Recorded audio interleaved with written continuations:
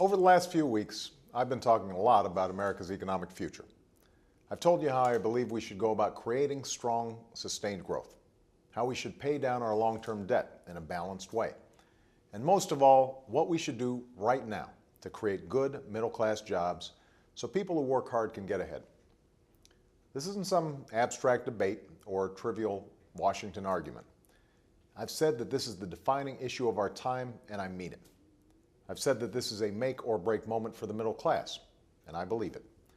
The decisions we make over the next few years will have an enormous impact on the country we live in and the one we pass on to our children.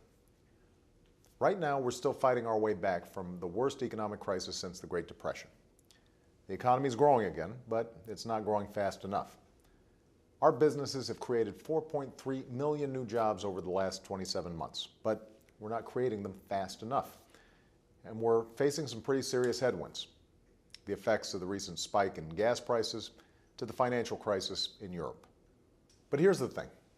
We have the answers to these problems. We have plenty of big ideas and technical solutions from both sides of the aisle. That's not what's holding us back.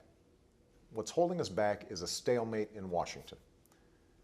Last September, I sent Congress a jobs bill full of the kinds of bipartisan ideas that could have put over 1 million Americans back to work and helped bolster our economy against outside shocks. I sent them a plan that would have reduced our deficit by $4 trillion in a balanced way that pays for the investments we need by cutting unnecessary spending and by asking the wealthiest Americans to pay a little bit more in taxes. Since then, Congress has passed a few parts of that jobs bill, like a tax cut that's allowing working Americans to keep more of your paycheck every week. But on most of the ideas that would create jobs and grow our economy, Republicans in Congress have not lifted a finger. They'd rather wait until after the election in November. Just this past week, one of them said, "Why not wait for the reinforcements?" That's a quote. And you can bet plenty of his colleagues are thinking the same thing. I think that's wrong. This isn't about who wins or loses in Washington. This is about your jobs and your paychecks and your children's future. There is no excuse for Congress to stand by and do nothing while so many families are struggling. No reason whatsoever. And right now, Congress should pass a bill to help states put thousands of teachers and firefighters and police officers back on the job. They should have passed a bill a long time ago to put thousands of construction workers back to work, rebuilding our roads and bridges and runways. And instead of just talking about job creators, they should give small business owners a tax break for hiring more workers and paying them higher wages. Right now, Congress should give every responsible homeowner the opportunity to save an average of $3,000 a year by refinancing their mortgage.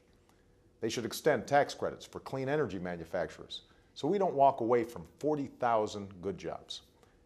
And instead of giving tax breaks to companies who ship jobs overseas, Congress should take that money and use it to cover moving expenses for companies that are bringing jobs back to America. There is no reason to wait. So you see, every problem we face is within our power to solve. What's lacking is our politics. I need you to remind your members of Congress why you sent them to Washington in the first place. Tell them to stop worrying about the next election and start worrying about the next generation. I'm ready to work with anyone, Republican, Democrat, or Independent, who is serious about moving this country forward.